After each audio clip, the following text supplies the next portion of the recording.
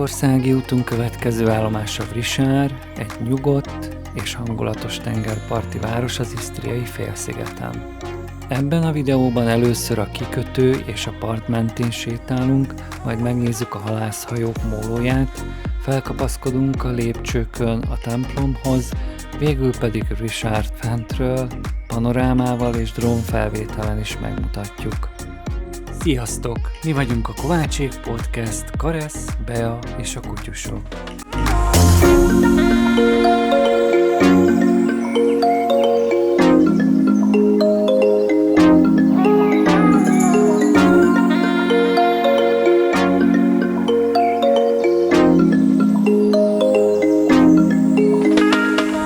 A sétát Vrisár tengerpartján a kikötő környékén kezdjük.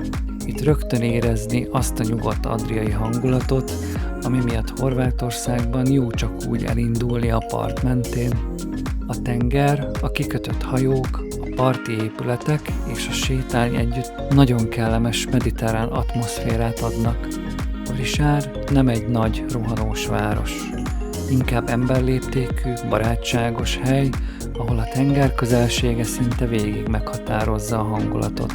A kikötőben álló hajók, az éttermek, a kávézók és a partmenti élet szépen mutatják, hogy itt a város mindennapjai szorosan kapcsolódnak az Adriához.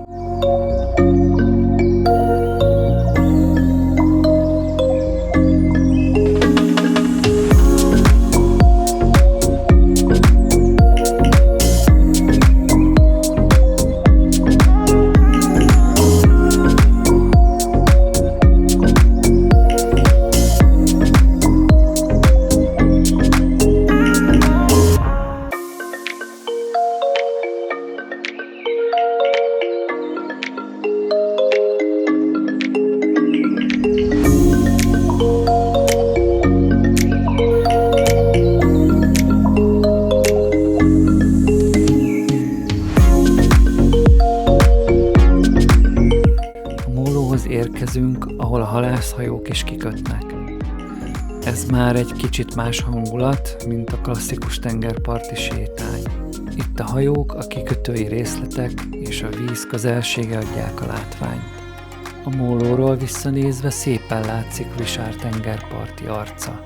A part, a kikötő, a hajók és a háttérben emelkedő város együtt mutatják meg, milyen különleges helyen fekszik ez a kis isztriai település.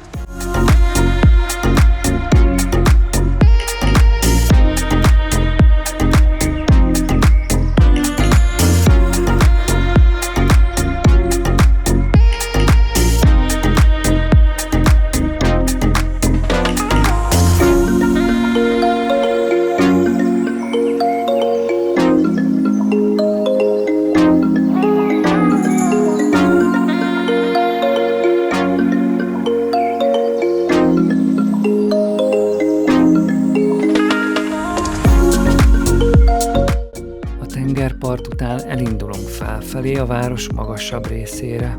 Vrisár óvárosa dombosabb területen fekszik, így a templomhoz sok lépcsőn keresztül vezet az út. Ahogy egyre feljebb érünk, fokozatosan megváltozik a város hangulata. Lent a kikötő és az Adria határozza meg Vrisárt, fent viszont már inkább az óvárosi csendesebb történelmi oldala kerül előtérbe.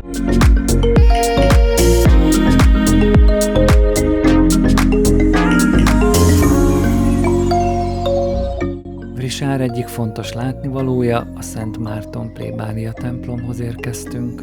A mai templomot a 20. század első felében fejezték be, és 1935-ben szentelték fel.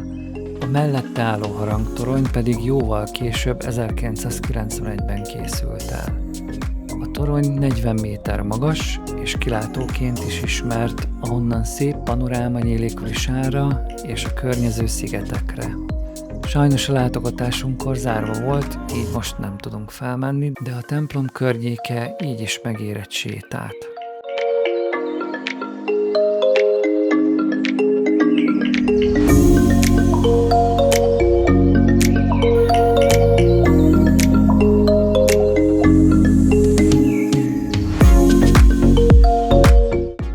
számunkra egy csendesebb, sétálós horvátországi városként mutatkozott be.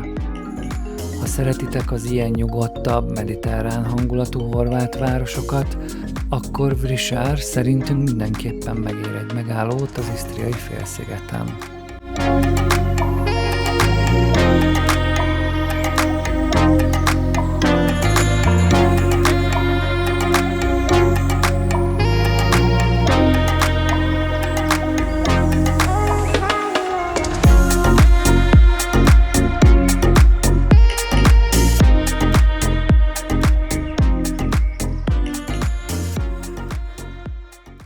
A következő drónfelvételem már beszéd nélkül, csak zenével mutatjuk meg Vrisárt fentről.